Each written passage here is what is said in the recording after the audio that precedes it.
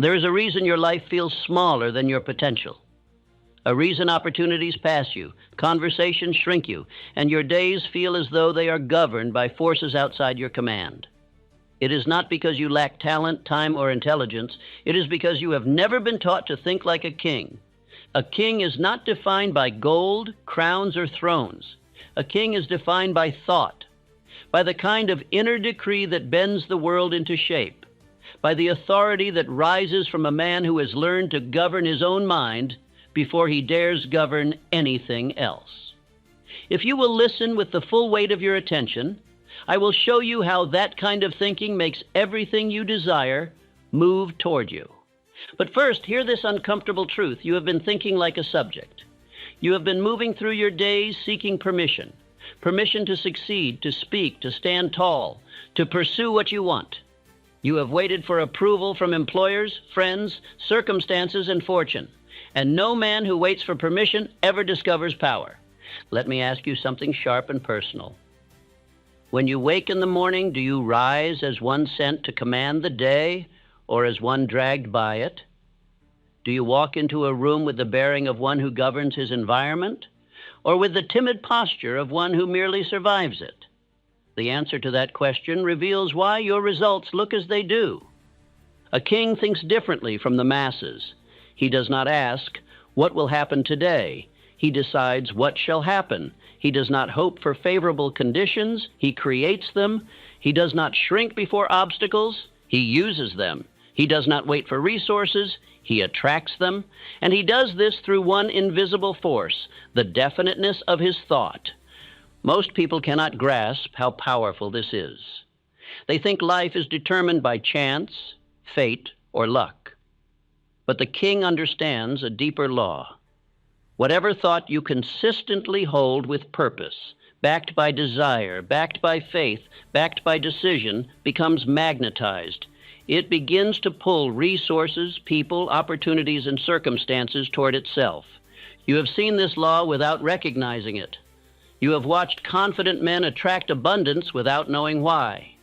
You have witnessed men of certainty gather allies wherever they go. You have observed that when a man carries himself like a ruler of his inner world, the outer world adjusts to honor him. But you have also seen the opposite. A man who doubts himself invites doubt from others. A man who hesitates draws hesitation from life. A man who thinks small repels greatness because nothing majestic will enter a mind that has no place to contain it. A kingdom cannot grow inside a shrinking mind. Here is the question that should trouble you right now. How would your life change if you thought like a king? Do not answer this lightly. Imagine it. Imagine thinking thoughts that do not tremble. Imagine speaking words that do not betray fear. Imagine walking with an inner authority that makes others rise when you enter a room. Imagine attracting opportunities because your very presence commands possibility. Do not think this is arrogance. Arrogance is noisy, insecure, brittle. A king is none of these. A king is calm. A king is measured. A king is directed.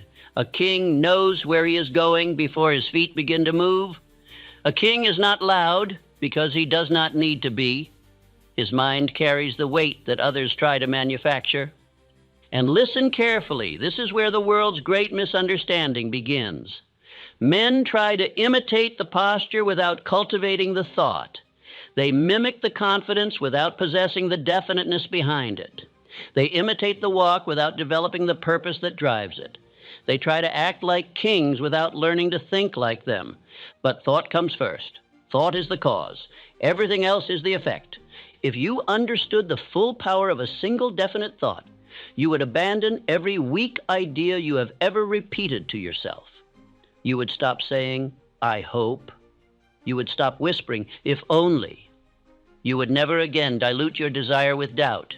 You would never again speak like a beggar when you were born to reign over your own mind. Let me give you a quiet warning. Once you learn to think like a king, you will not fit comfortably in the world you built with the mind of a subject. You will stop tolerating what drains you. You will stop explaining yourself to people who refuse to rise. You will stop bending to expectations that once controlled you. You will begin to outgrow conversations, environments, and habits that were never worthy of your purpose. You will also attract what you once chased. People will treat you differently, not because you demanded it, but because your inner command changes the atmosphere around you. Opportunities will appear that once avoided you, not because the world changed, but because you did. Prosperity will come nearer, not because it finally noticed you, but because your thought became definite enough to draw it. The world has always obeyed the mind that knows its own authority. Think of the men who reshaped history. Not one of them waited for permission to think boldly. Not one asked the crowd whether his vision was acceptable. Not one trembled before the doubts of lesser minds. They held their purpose like a scepter, and the world slowly at first, then suddenly bowed to that purpose. Now hear this, and let it unsettle you. You were born with the same inner court, the same mental throne, the same capacity for dominion over your thought that they used. You simply have not used it. You have allowed fear to sit where faith should reign. You have permitted indecision to occupy the throne meant for definiteness. You have let circumstances dictate what only your mind should govern. A king cannot be ruled by doubt. A king cannot be ruled by fear. A king cannot be ruled by the opinions of the crowd, the noise of the world, or the hesitation of the weak. A king must rule himself, or he rules nothing. And so I ask you again with greater urgency, what would change in your life if you thought like a king? What would happen if you approached your goals with authority? What would shift if you treated your desire like a decree? What would align if you disciplined your mind as a ruler disciplines his kingdom? Do not enter another day thinking like a subject. Begin in this moment to think like one who commands, one who decides, one who creates, one who attracts, one who governs his inner world so completely that the outer world follows. Everything you desire is already moving. It is waiting for a master, not a petitioner. It is waiting for a king. And when you think like a king, you attract everything worthy of one. Now prepare yourself. You are about to learn exactly how a great king thinks. Every man walks through life surrounded by an invisible empire he scarcely notices. He calls it imagination, thought, or personality, yet it is far more majestic. It is his inner kingdom, his seat of power, his treasury, his fortress, and his field of creation. This kingdom obeys one master only, and that master is the thinker himself. Most men abdicate that throne without ever realizing it. They rise each morning ruled by chance, moved by moods, commanded by the opinions of others. They speak of misfortune as though it were a tyrant beyond appeal, and of success as though it were a matter of luck. But luck is only the visible shadow of ordered thought. The man who thinks deliberately rules unseen forces that shape visible events. The man who drifts becomes the subject of those same forces. I have seen many such exiled kings. They wear fine garments, yet their eyes betray defeat. Their palaces are cluttered with fear and hesitation. In their minds, the royal court is noisy. Doubt quarrels with desire, criticism mocks ambition, and faith sits silent in a corner awaiting recall. And because no firm decree is spoken, confusion reigns as sovereign. Understand this truth: the throne of the mind cannot remain empty. If the rightful ruler fails to sit upon it, impostors will. When decision sleeps, fear rules. When purpose weakens, circumstance seizes command. Every day you delay in asserting authority, you allow the common rabble of worry, memory, and gossip to occupy your court and waste your treasure. There once lived a young clerk who believed his duty was to obey. He waited for orders, praised caution, and earned just enough to remain ordinary. But one morning, in the midst of his routine, a realization struck him with the force of revelation. No one was coming to crown him but himself.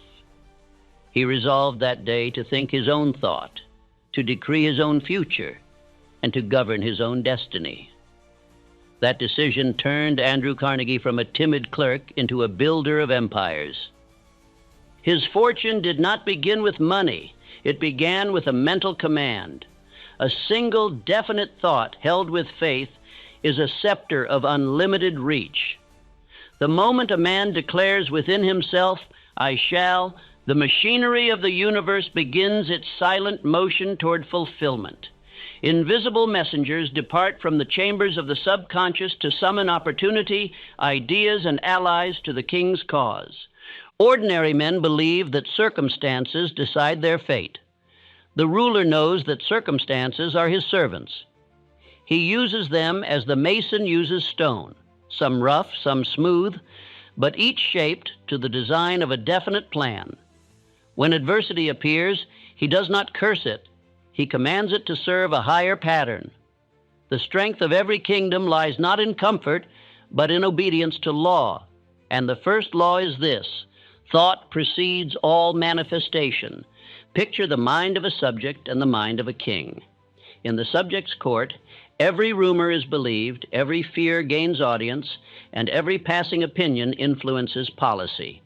In the king's court, silence governs until reason speaks. Emotion enters only by permission, and doubt is banished as a traitor. The difference is not in intelligence, but in inner order. Therefore, establish order in your own dominion.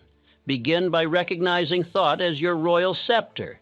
Each idea you entertain is an edict to unseen powers. You may not see the army it commands, yet its march is certain. Desire is the trumpet that announces intention. Faith is the legion that carries it forward. Decision is the seal that authenticates it. Together they form the three pillars of kingship within the mind. Desire is the spark of creation, the cry of life demanding expansion. Faith is the confidence that one's decree is lawful and shall be enforced. Decision is the act by which the decree becomes binding. Without decision, desire is a beggar. Without faith, decision is an empty threat. Unite all three, and you hold dominion over circumstance itself. Consider again the young Carnegie at the turning point of his destiny. He possessed no wealth, yet he commanded himself with royal certainty. Each day he reaffirmed his decision to rise. He studied men who built where others feared to begin. He replaced the thought, "I cannot," with "I will learn." That single change of speech altered the course of his fortune. When the mind changes language, the world changes obedience. You too issue decrees daily, often without awareness. When you say, "I am tired," you summon fatigue. When you declare, "Nothing ever works for me," you command failure to report. But when you speak with definiteness, "This task shall succeed, for I have decided it shall," you awaken hidden forces that rally to your banner. Life responds to your conviction, not to your complaint. Remember always that faith is the army that enforces the king's decree. It is loyal, tireless, and undefeatable, yet it requires leadership. Doubt is the rebel general who plots insurrection within your gates. Permit him to whisper long enough, and faith will falter. Therefore, issue this daily command: I sit again upon the throne of my mind.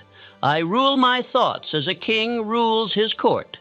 I permit no traitor called fear to whisper treason.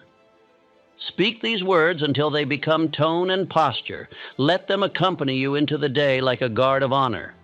The repetition of a royal decree builds habit. Habit builds character. Character builds destiny. Every repetition engraves the law deeper into the tablets of the subconscious until obedience becomes automatic. Guard your mental fortress as you would the gates of a city under siege. The wealth within is your power of thought. Each fear you entertain is an open gate to plunder. Each doubt you harbor is a spy in your counsel. Be vigilant. Let no rumor of defeat cross your walls. If adversity hammers at the door, receive it as an envoy bearing hidden treasure, for within every difficulty lies a resource awaiting command. Observe how the man of faith moves through life. He does not wait to feel certain. He decides to be certain. He does not consult the weather of public opinion. He consults the compass of purpose. When obstacles arise, he does not surrender authority to them. He reissues his decree with greater emphasis. Such a man seems favored by fortune, yet fortune merely answers his tone of command. I have known many who prayed for success while speaking defeat. Their words nullified their faith as surely as conflicting orders confound an army. The king does not issue contradictory decrees. He speaks once with clarity and allows time and law to execute the order. The subject changes his wish with every mood and wonders why the world ignores him. Understand this sacred correspondence. Every definite thought you hold is a messenger traveling through the invisible toward its physical counterpart. If you change the message mid-journey, confusion returns instead of fulfillment. Therefore, be deliberate, think slowly, decide firmly, and stand by your decision until it bears fruit. Faith does not require haste. It requires consistency. The seed planted today will ripen in its appointed season if you protect it from the weeds of doubt. The farmer who digs up his seed each morning to see if it grows destroys it by impatience. The ruler who changes decree before it is carried out weakens the respect of his subjects. So it is with the mind. Acknowledge the grandeur of this simple truth. Within your own thought dwells the same power that moves stars, builds empires, and heals nations. Infinite intelligence works through the mind that believes itself capable of command. To think as a king is not vanity. It is obedience to the divine order that made man in the image of the Creator. When you forget this, life appears cruel. When you remember it, even misfortune becomes material for greatness. For nothing that enters the consciousness of a self-ruled mind can harm it. All things must serve its design. The king uses defeat to forge strength, just as the smith uses fire to shape iron. Pause now and consider the present condition of your own realm. Are your thoughts loyal, or have they deserted to the enemy camp of fear? Do you command your emotions, or do they riot through your streets unchecked? The inventory of your inner kingdom will reveal the cause of every outer circumstance. To change the world, begin with the throne room. Henceforth, let this be your vow of restoration. I recall myself to dominion. I am the rightful ruler of my mind. I decree order where there was confusion, faith where there was fear, decision where there was doubt. My thoughts obey me, and through them life obeys me. Repeat it until your voice and heart agree, for until a man reclaims rulership over his thought, his life will remain ruled by accident. Once he returns to the throne, destiny kneels before him. Every kingdom is governed by law, and the greatest of all laws is that command shapes creation. The difference between the ruler and the servant is not the measure of their intelligence, but the manner of their speech within the mind. The servant thinks in questions, the ruler in decrees. The servant asks life to decide.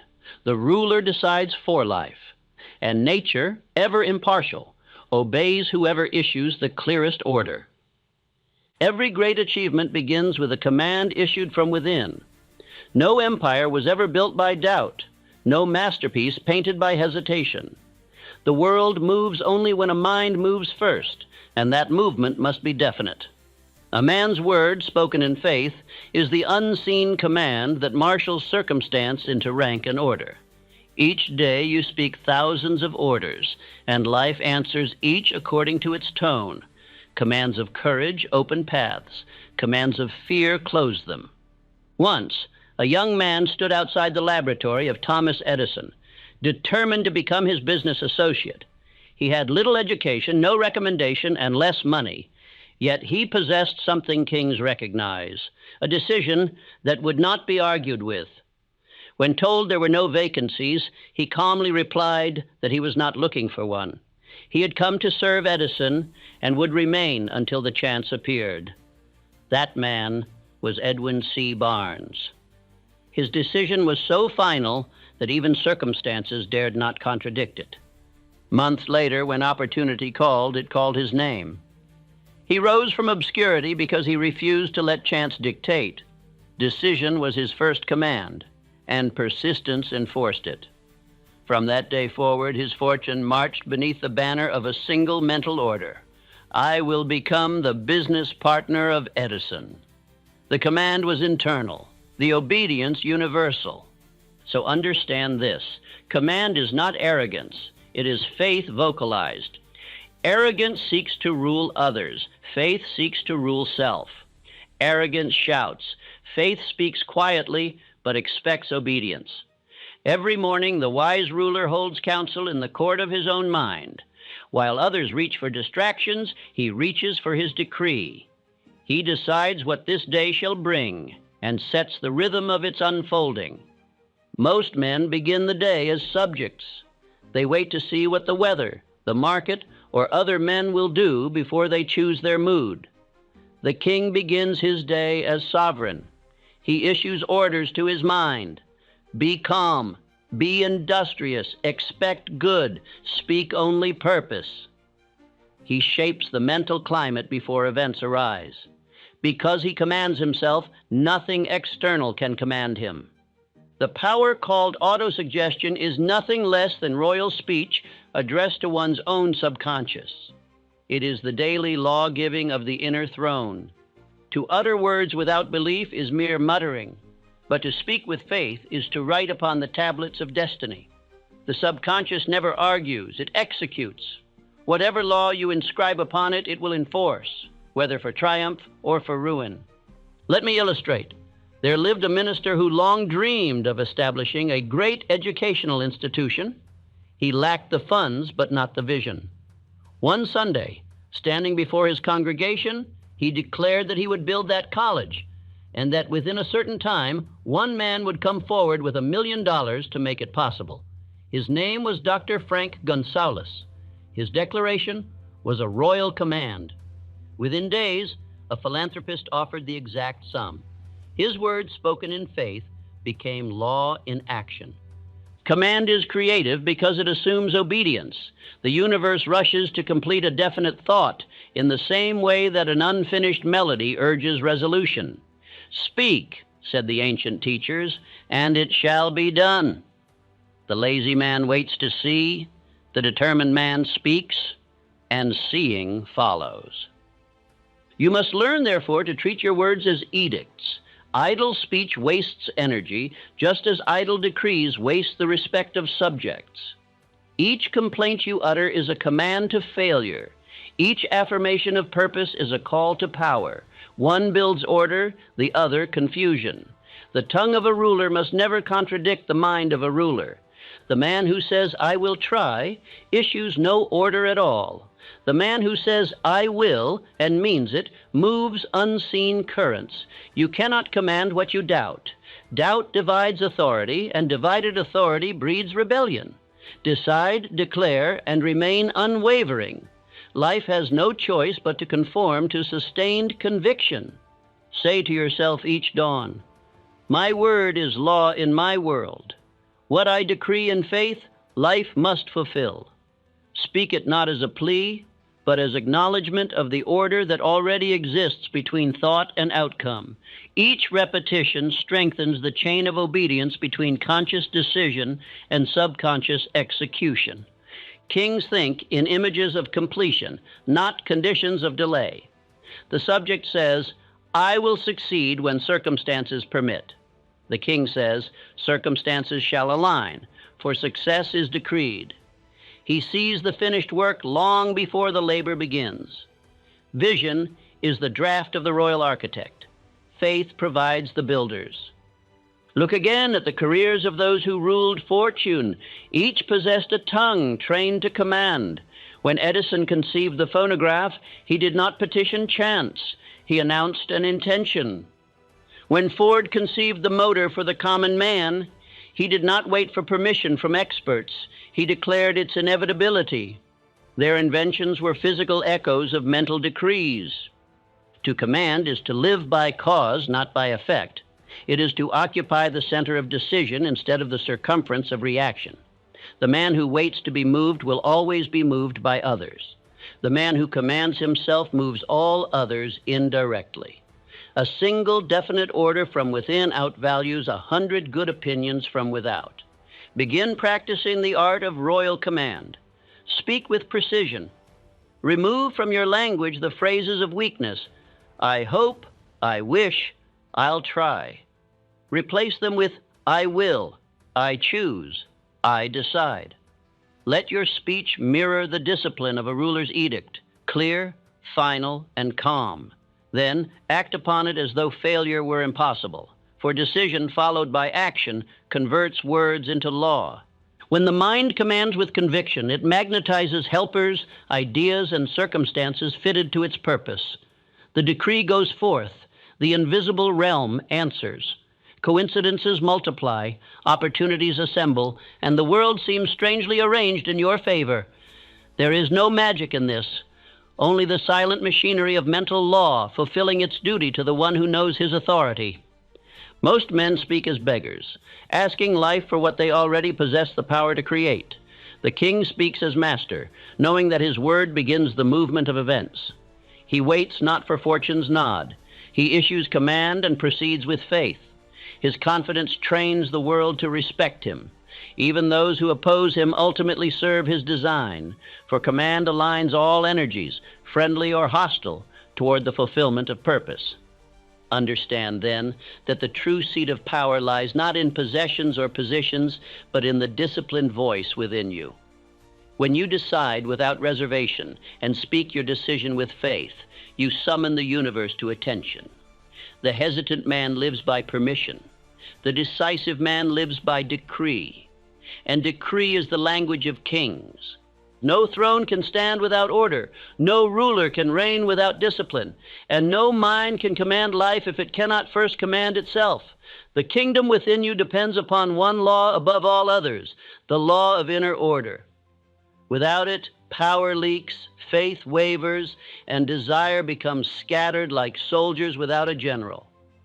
A man may have great dreams, bold words, and burning ambition, yet if his thought lacks discipline, his kingdom falls into rebellion. Indecision, distraction, and self-pity seize the throne. The drifter is not defeated by fate. He is conquered by the confusion within. For the forces of life always obey the mind that is organized and ignore the mind that is divided. A throne without order soon falls to ruin, just as a mind without discipline collapses under the weight of its own noise. Each unguarded thought, each unchecked emotion, each idle hour is a thief in the treasury of power. You cannot build greatness on the quicksand of unruled thinking.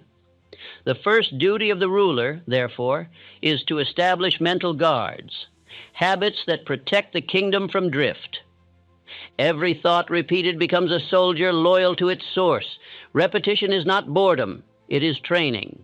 The more often a soldier drills, the more swiftly he obeys when battle comes. So it is with your mind. Each affirmation, each deliberate thought, each conscious act of focus is an order given and obeyed within. Repetition engraves authority.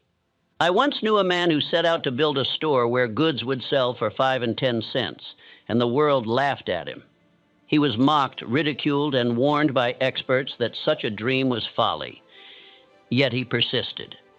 He trained his thought to obey faith instead of fear. That man was F.W. Woolworth.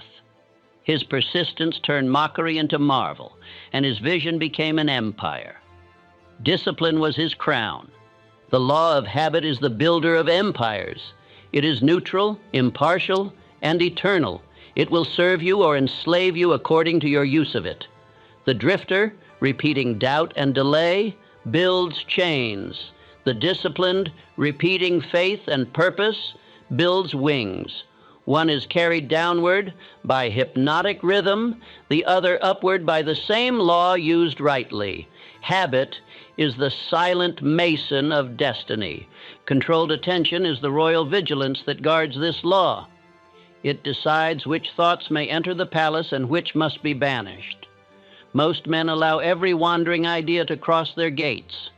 They speak of exhaustion and confusion, not realizing that both are the result of uncontrolled mental hospitality. The ruler of thought admits only that which strengthens the realm. A king cannot afford the luxury of distraction. Every idle thought taxes the treasury of power. Those who fritter hours in gossip, complaint, and envy are like rulers who squander gold on jesters. Attention is the purest currency of life. Spend it only upon that which multiplies. To give your focus to what weakens you is treason against your own throne. When Henry Ford demanded that his engineers build a V8 motor in a single casting, they told him it was impossible. Ford's reply was simple: produce it. Months passed, then years, yet he never changed the command. His persistence forced the impossible to yield. His mind did not drift from its order. His attention did not wander from the vision. Such is the discipline of mastery, the refusal to think otherwise once decision is made. Remember this decree: I govern my attention as a king governs gold. I spend it only upon that which multiplies. Let these words become your guard at the gate of thought. Train your attention to return swiftly to purpose whenever it strays. The man who can hold one idea steadily until it manifests possesses power greater than armies. Persistence is the armor of a ruler. It turns defeat into training, delay into development, and failure into foundation. The timid man withdraws after the first blow. The disciplined man steadies himself and strikes again with greater understanding. Each repetition of effort carves another line of authority upon his mind until victory becomes the only natural outcome. There is a silent law at work in all this, the law of the throne. Whatever you repeatedly think and do becomes permanent. The universe, impartial and precise, engraves your repeated acts into the substance of your character. Think often of poverty, and poverty becomes habitual. Think often of wealth, service, and self-command, and these two solidify into law. Habit is cosmic handwriting. It records every repetition. Therefore, make your repetitions royal. Every morning, recall your definite chief aim. Every night, review the day and forgive no negligence. Demand obedience from your thoughts as you would from soldiers. Reward faith, punish fear by exile. Allow no murmuring counsel of limitation. The throne room of the mind must echo only with the commands of purpose, gratitude, and confidence. Some complain that discipline is tiresome. Yet consider the fatigue of failure, the exhaustion of regret, the long sorrow of drift. Compared with these, discipline is ease. It simplifies life by removing alternatives. The king does not debate his own orders. Once given, they are carried out. That same firmness applied to yourself will spare you 1,000 wasted hours. The disciplined mind walks calmly through storm. Its emotions obey its will obeys its purpose obeys its vision. This is the hierarchy of order that makes men powerful. Without it, you are a kingdom divided against itself. With it, you are an empire expanding daily. If confusion or weariness should tempt you, remember Woolworth, Ford, and every man who rose by steady repetition of a single idea. They were not favored. They were faithful. Faithfulness to one purpose builds invisible momentum until even resistance must assist. The law of cosmic habit force bends in favor of him who persists. Let this affirmation close your day. Order rules my mind. Habit obeys my command. My thoughts march in ranks of purpose. My emotions serve, not rule. I am steadfast, calm, and certain. I build through repetition, and repetition builds me. Hold it until your tone carries the quiet authority of conviction. For when the mind becomes a well-disciplined army under definite leadership, all other kingdoms follow its command. Every kingdom must hold communion with a higher power.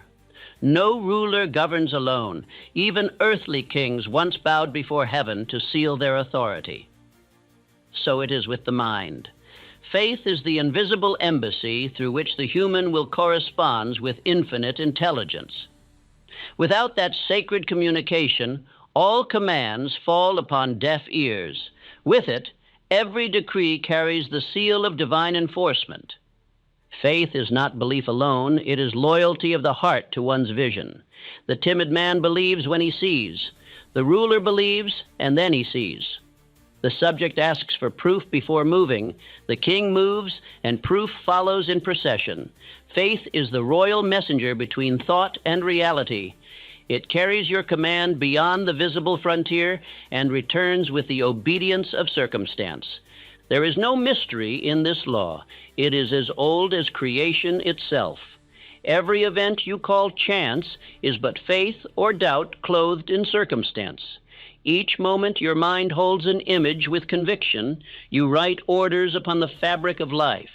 And the universe, impartial and just, fulfills those orders without complaint. Observe how this law shaped the triumphs of those who dared to believe. There was once a quiet inventor who dreamed of harnessing sound and light, who failed again and again until failure lost its sting. Thousands of experiments yielded no success, yet he never surrendered faith. His name was Thomas Edison. Faith held his mind in correspondence with infinite intelligence until the secret of the incandescent lamp was revealed. What men called discovery was but the answer to unbroken belief. Faith magnetizes, doubt repels. Faith draws toward the thinker everything harmonious with his purpose. Doubt breaks the line of communication and sends confusion instead of fulfillment. Faith is the unseen gravity of the soul. It pulls to itself the substance of thought. The world may mock, but law never mocks. It yields to loyalty. Consider faith as the language of the royal court between your mind and the infinite. Prayer, when spoken in faith, is not a plea. It is a proclamation of rightful inheritance. The king does not beg for bread. He calls upon the treasury. You are heir to a divine abundance that waits only for command spoken in certainty. When you pray with doubt, you insult the law. When you speak with assurance, you honor it. I recall a story of one born without hearing, whose father refused to accept nature's verdict. Each day he repeated the decree, "My son shall hear." That son, Blair Hill, trained his own mind to believe that hearing was possible. He imagined it, affirmed it, and lived as though it were already true. Through strange circumstance, a device, an idea, an adaptation, his hearing was awakened. Faith wrote the law, and life obeyed. Infinite intelligence, I have said, is loyal to definite faith, but deaf to hesitation. When a man vacillates between belief and fear, the universe receives mixed signals and responds with mixed results. Faith must be definite. It must know its object, its time, its purpose. It must be backed by emotion, for emotion is the music that moves the unseen. A dry command carries no power. A burning faith commands all things. Say within yourself, "I believe with such intensity that life must respond. My faith writes laws the universe must obey." Let that belief fill your posture, your voice, your manner. Others will feel it even when you are silent, for faith radiates an atmosphere that cannot be feigned. The confident man blesses his environment. He becomes a source of calm strength wherever he stands. Look how men of faith attract companions and opportunity. When one carries certainty in his bearing, others gather around him unconsciously, seeking leadership, seeking warmth. Confidence teaches the world how to respond. The undecided repel both help and respect, for no one can follow a man who does not know his own direction. The king's faith blesses his people. It steadies every heart within sight of his calm. Faith translates thought into substance, dream into plan, and plan into fact. When you believe in the possibility of your idea until doubt dies of neglect, your faith turns invisible material into visible form. The builder first sees the cathedral within his mind. Faith draws the stone, the worker, the means. Without faith, even skill remains sterile. With it, ignorance becomes inspired genius. Consider also that faith is the foundation of courage. The timid mind sees obstacles as warnings. The faithful mind sees them as assignments. To the unbeliever, a closed door ends the journey. To the man of faith, it marks the next point of entry. Every test becomes testimony once faith endures it. Let us not forget the royal quality of serenity. Faith makes a man calm amid chaos, for he has already issued his decree. He does not argue with delay. He knows law works with precision, not haste. The farmer who plants seed does not dig up the field each day to check growth. He waters, he waits, and he trusts. So too must you tend to your vision with patience. Remember also, fear is the shadow of faith's absence. When fear approaches, do not wrestle it, replace it. Speak faith where fear speaks failure. Affirm your dominion with conviction. There is no obstacle greater than my decree. There is no delay that faith cannot outlast. The repetition of truth starves falsehood of power. The world has never withheld wealth, love, or success from the faithful. It merely mirrors their belief. Those who see scarcity find it. Those who see abundance attract it. Those who walk in assurance draw allies from unseen corners. Faith is the invisible architect of every fortune ever built. Even enemies serve the man of faith, though they know it not. Their resistance sharpens his power. Their criticism strengthens his resolve. Life itself conspires with faith, testing it only to prove its endurance. The loyal heart cannot be robbed of its reward. To believe when nothing yet appears is to think as a king. The farmer of thought who sows faith will one day reap substance. The doubter lives from evidence to evidence. The believer lives from vision to victory. That is the difference between the subject and the ruler, between drifting and directing, between poverty and prosperity. Let this law be engraved upon your heart. Faith is the royal seal upon every decree of thought. Without it, all commands remain unsigned, all plans unenforced. With it, the simplest desire becomes a charter of power. Faith is the bridge between the invisible and the visible, between man and his destiny, between the king and his kingdom. Repeat to yourself with solemn conviction, "My faith is my crown. It gleams with certainty. Through it I correspond with the infinite. My decrees are answered because they are spoken in loyalty to law. I do not beg. I believe. I do not doubt. I decide. Therefore, all that I decree in faith becomes fact." Hold this thought long enough, and you will find yourself surrounded by opportunities that once ignored you, by allies that once doubted you, by a peace that cannot be disturbed. For faith, like true royalty, never needs to prove itself. It simply reigns. No ruler ever governed alone. The wisdom of kings lies not merely in their decrees, but in their choice of counselors. The throne may be made of gold, yet without loyal minds around it, the kingdom weakens. The same law governs your mental and worldly success. The quality of your associations determines the strength of your dominion. You rise or fall with the minds that surround you. Every man walks with a silent counsel. Some call it influence, some call it company, some call it environment. I call it the court of association. Each friend, each voice, each book, and each conversation holds a seat in this court. Some advise wisdom, others whisper ruin. A wise ruler attends carefully to his advisers. A careless one lets fools speak in the palace of his thought until faith is mocked and courage dethroned. The mastermind principle is the king's counsel in spiritual form. It is the alliance of two or more minds united in harmony toward a definite purpose. Harmony multiplies power. Discord divides it. When men of one vision think together, their combined faith summons results beyond the reach of any single mind. One spark lights a candle. Many sparks light a city.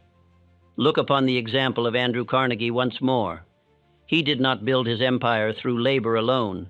He surrounded himself with men of superior skill, loyal to his purpose. He ruled not by knowing everything, but by knowing everyone who knew something vital. Each mind in his circle became an extension of his own. That harmony of intelligence was his invisible army. The mastermind was his secret throne room. Your environment is your invisible empire. It speaks to you even when no word is said. If your companions talk of failure, fear, or limitation, their language becomes the echo in your halls of thought. Soon your inner tone matches theirs. But if you surround yourself with men and women who speak of progress, courage, and faith, their conviction strengthens your own. You cannot remain small among those who think greatly. A wrong companion is a hidden rebellion against your purpose. One disloyal voice in your counsel can undo months of decision.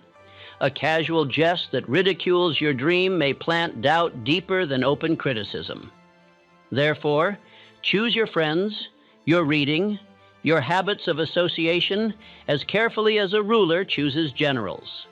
Every influence is either ally or enemy. There is no neutrality in the court of thought. The drifter seeks comfort in agreement. He surrounds himself with those who will not challenge his weakness. The king seeks growth in counsel. He welcomes the wise correction that strengthens rule. The flatterer is a danger. The honest companion is a gift beyond price. Remember, truth spoken by loyalty is a sword that defends. Criticism spoken by envy is a dagger aimed at the back. Let your daily company refine your spirit. Choose to listen to voices that lift you upward. Spend time with the great through their written words, if the living do not yet share your vision. Read the lives of Lincoln, Emerson, and Edison. They will speak to you as clearly as living men. The silent companionship of noble thought outlasts the loud chatter of mediocrity.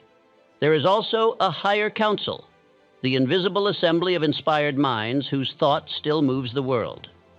You may commune with them by imagination. Call before you in quiet moments the image of a man whose courage you admire and ask silently, "How would you act in my place?" Your subconscious, reaching through infinite intelligence, will return the answer. Thus did I gather my invisible counselors during years of study and labor. This is no fancy, it is law. The mind you contemplate, you contact. The right alliance multiplies power. One inspired conversation may alter the entire design of your destiny. One shared faith can build what neither could build alone. When two minds of harmony focus upon one aim, they draw to themselves a third, unseen intelligence, the creative force that bridges their thoughts. That force is the true master mind, and it obeys harmony as surely as lightning obeys the storm cloud. Observe how Charles Schwab rose from the ranks of labor to command the mightiest steel organization of his age. He was not a man of mere technique, but of contagious enthusiasm. He inspired cooperation, he multiplied confidence. Around such men, others grow capable. They are kings of morale. Their faith radiates through every subordinate until work itself becomes devotion. The young man who works beyond his pay soon finds himself invited to partnership, not because fortune favors him, but because he practices the royal law of service. He adds to his environment more value than he receives, and life hastens to balance the account. Such men build their mastermind through spirit as much as intellect. They convert service into magnetism, and magnetism into opportunity. Let this affirmation become your guard over companionship. I sit among minds that strengthen me. I listen only to counsel that builds my dominion. I welcome truth, reject gossip, and align with harmony. Speak it before every gathering, before every conversation, until your very presence silences the discord of lesser talk. When your spirit radiates leadership, even idle chatter transforms into cooperation. Envy must never find lodging in your heart. To envy is to confess inferiority. Instead, turn admiration into study. The success of others is evidence of law, not injustice. The wise ruler sends observers to the kingdoms of prosperous men, not armies to destroy them. Examine how they think, what habits they practice, how they persist under difficulty. Every successful man is an open book of methods waiting to be read by humility. I have seen men isolate themselves in pride, calling it independence, when in truth it was fear. The king is not lonely because he rules. He is surrounded by faithful allies. Seek such alliance. The man who builds alone builds small. The man who builds with minds of harmony builds monuments. Even the Creator worked through many hands when shaping the world. Every kingdom rises or falls by its alliances. Surround yourself with those who speak your language of faith. Withdraw politely from those whose words poison your will. Do not scorn them. Simply refuse them entry into your inner court. For loyalty to purpose sometimes demands exile of company. And when you have chosen well, treat your allies with honor, for gratitude is the cement of the master mind. Let this decree close this lesson. My environment obeys my purpose. I attract to my court only those who serve its growth. My counsel is harmony. My companions are faith and wisdom. Together we enlarge the kingdom of achievement. Hold to this law as you would to breath itself, for no throne endures without right association, and no man attains greatness until his companions share his vision. The company you keep becomes the echo of your own soul. Choose it as a king chooses heirs. Every kingdom requires daily governance. No matter how vast the empire or how wise the ruler, neglect invites decay. Power unattended becomes disorder. Riches unused become rust. So too does the mind lose its authority when it ceases to decree each day. The ruler of thought must not rest upon yesterday's victories. He must reestablish his dominion with every sunrise. Each morning is a coronation. When your eyes open, you are again presented with the scepter of choice, the right to command your mind, to decide your tone, to direct the day. Most men, untrained in royalty of thought, rise as servants.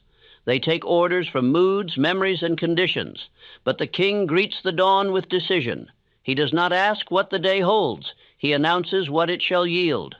Therefore, make each morning sacred. Before the world intrudes, enter the audience chamber of your mind. Speak your first command with authority. Today I rule. My thoughts are calm. My will is definite. My labor is joyful. My results are certain. Say it slowly, with conviction, until your heart believes and your body aligns. For every sunrise carries two invitations, one to drift and one to direct. Choose direction. Repetition is the ritual of power. The mind believes whatever it hears continually. The subject repeats complaint until misery becomes custom. The king repeats command until greatness becomes habit. Write your definite chief aim and read it aloud morning and night. This is not ceremony, it is legislation. Each repetition engraves law deeper into the court of the subconscious, and the servant mind enforces it without question. Habit is the spine of dominion. What you perform without struggle reveals who truly rules within you. A man may dream of riches, yet live by the habit of poverty. He may speak of faith, yet act in doubt each dawn. The purpose of daily decree is to make power automatic, to harden right thinking into reflex. When noble habit governs, effort becomes ease, and obedience to purpose becomes instinct. There was once a worker who imagined himself owner of the business he served. Each morning, before beginning his tasks, he rehearsed in thought the actions of a master. He studied improvement, offered service beyond his pay, and treated the enterprise as his own. Months later, his employer, observing his initiative, made him a partner. His promotion was not favor, but fulfillment of his mental rehearsal. What he repeated within, he attracted without. This is the true meaning of autosuggestion, the art of training habit by deliberate thought. The subconscious is a loyal soldier. It does not reason, it repeats. Feed it orders of courage, and courage responds before fear can act. Feed it orders of indolence, and it will close your gates to opportunity. Therefore, feed it wisely. You are both king and steward over this unseen army. Organized planning is the architecture of dominion. Every great empire was first a plan upon parchment. The ruler who rises without a plan soon becomes slave to accidents. Order your days, schedule your duties, review your progress. The habit of deliberate planning trains your mind to think in sequence rather than impulse, and each completed plan builds faith in your own authority. To govern time is to govern destiny.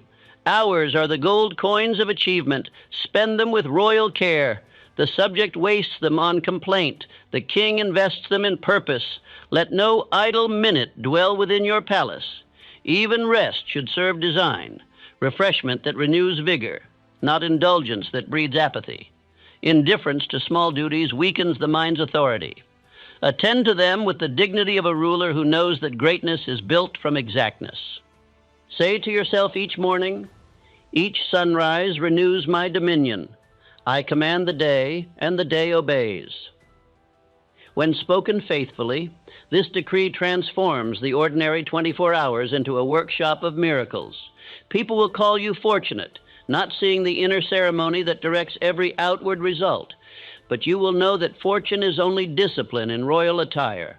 Persistence is the foundation of daily command.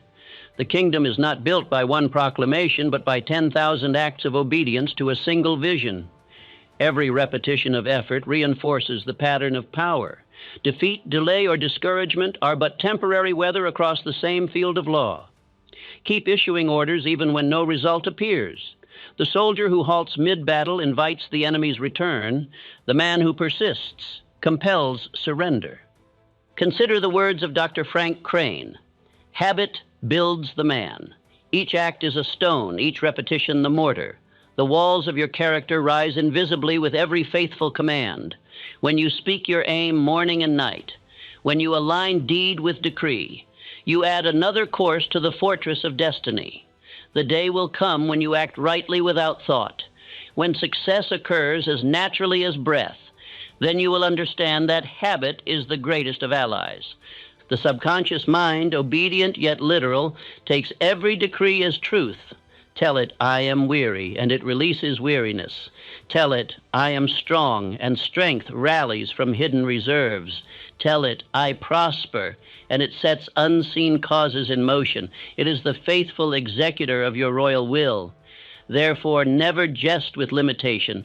Every word you speak is a soldier dispatched. Send only those who fight for you.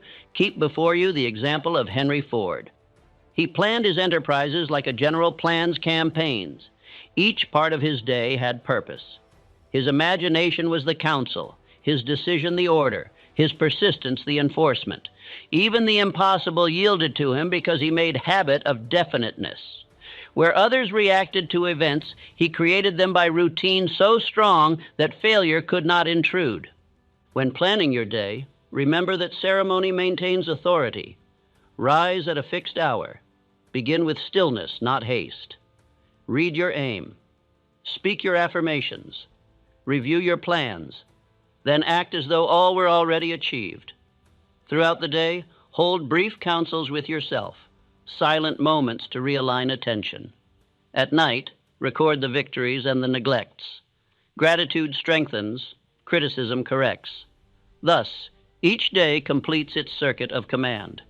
Be patient with progress. A king builds cities stone by stone. An empire of thought is raised in like manner. Impatience is the traitor that opens gates to discouragement. When results delay, decree again with calm. Repetition is never wasted upon law.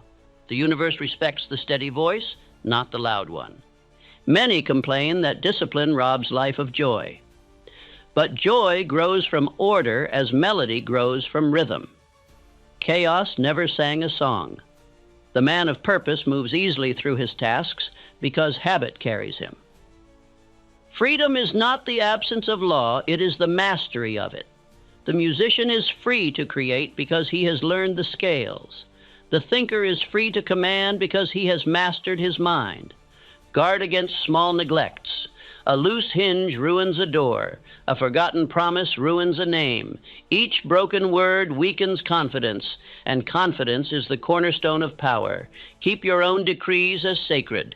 If you command yourself to rise at dawn, rise though the body plead for more sleep. One victory over comfort is worth a dozen ambitions never acted upon. The world crowns men who keep faith with themselves. Your daily plan should include time for silence. Stillness renews authority. In quiet, the mind returns to its natural throne. When the noise of life grows loud, withdraw for moments to reissue the decree of calm.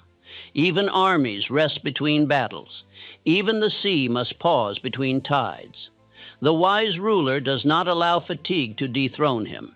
Rest is not surrender. It is strategy. Understand this. Organized planning converts thought into system. System converts will into result. Without it, power leaks through confusion. Every plan, even imperfect, is a channel for the law of habit. Once set, it refines itself. Begin small if you must. Plan 1 hour and rule it. Soon you will command the day, the week, the year. He who rules time rules life. The repetition of daily command gathers momentum invisible to the eye. At first, the effort seems forced, then it becomes natural. Finally, it becomes effortless. This is the coronation of habit, the moment when right action no longer requires decision. The man who has reached this stage walks in quiet power. Others call him disciplined. He feels only ease, for the law works through him. There is a secret joy in mastery. To look upon your life and see order where once was confusion, confidence where once was fear, purpose where once was drift, this is true wealth. It cannot be stolen or diminished. It radiates from within and attracts all outer prosperity. Riches, recognition, and influence come as loyal subjects to the king who governs himself daily. End each evening with gratitude. Review your progress not to condemn, but to strengthen. Thank life for obedience to law. Thank faith for endurance. Thank habit for loyalty. Gratitude seals the day's decree. Tomorrow will bow more easily before a thankful mind. Repeat before sleep this royal affirmation: order rules my hours. Habit serves my will. Each sunrise renews my crown. I build steadily. I act faithfully. I rest peacefully. My dominion grows with every repetition of right. Say it until slumber answers, and the subconscious continues the work while you rest. For the kingdom of mind never sleeps. It merely changes guard from conscious to unconscious. The night watch enforces the day's decree. Remember always, whoever masters his hours masters his fate. Daily order is the visible proof of inward sovereignty. Life itself bends to the rhythm of your repeated command. Therefore, stand each dawn upon the steps of your own palace, lift the scepter of thought, and proclaim again, "Today I reign." Power, in its highest form, is silent. The greatest kings did not prove their strength by noise or display, but by calm dominion. When a man has mastered himself, he no longer needs to convince the world of his greatness. The world feels it in his presence. This is the radiance of true royalty, an authority that moves quietly through conduct, integrity, and purpose. It is the crown that no goldsmith can forge, the one life itself bestows upon those who rule in harmony with moral law. You have learned that thought governs condition, that faith commands law, that discipline sustains power, and that association multiplies it. Yet all of these are incomplete until character gives them nobility. For what is dominion without virtue but tyranny of the self? What is success without conscience but conquest without peace? The final mark of kingship is moral strength, the power to use power wisely. True dominion begins within but radiates outward in service. The man who commands himself becomes a benefactor to all who dwell within his influence. His strength uplifts others rather than subdues them. He does not seek subjects. He inspires equals. He does not demand obedience. His example invites it. This is mastery refined into leadership, ambition purified into service. A true king governs by the light of principle. He is not swayed by applause or threatened by criticism. Praise cannot inflate him, and opposition cannot wound him. His compass is inward, set to truth, and because he lives by moral law, every unseen force assists him. He is in harmony with the order of the universe. Therefore, even chance conspires to advance him. Consider Abraham Lincoln. He held more power than any man of his generation, yet he ruled not with vanity, but with mercy. He bore criticism that would have crushed lesser spirits, and yet he remained gentle. His patience, his humor, his forgiveness, these were not weaknesses, but proofs of mastery. He governed his temper, his pride, his fear, and thereby governed a nation. His greatness was invisible strength made visible through conduct. You too must come to this understanding. Dominion is not tyranny. It is not the loud assertion of the will, but the quiet demonstration of it. The tyrant commands others because he cannot command himself. The true ruler commands himself so completely that others are compelled by his example. His power is persuasive because it is pure. A man's character is the gold of his crown. Without integrity, no throne endures. Dishonesty, vanity, and selfishness corrode authority faster than time or war. A single falsehood, a single act of injustice, shakes the pillars of trust upon which all power rests. Therefore, let your every word be exact, your every promise kept, your every act worthy of your own esteem. The king's word must be as certain as the sunrise. Reframe the habit of going the extra mile as extending the realm of good. Every act done with more excellence than duty enlarges the borders of your influence. When you perform a service beyond payment, when you answer criticism with calm, when you give kindness where none is returned, you exercise the divine right of mastery. Others may not see the crown upon your head, but they feel its weight in your presence. E.M. Statler began as a bellboy, yet he treated each task as though he served a monarch. He polished shoes as though polishing the stars themselves. His cheerfulness was his scepter, his excellence his decree. When opportunity arose, it found him ready. His empire of hotels grew from courtesy and service so genuine that patrons became ambassadors of his goodwill. He ruled through kindness, a power more enduring than command.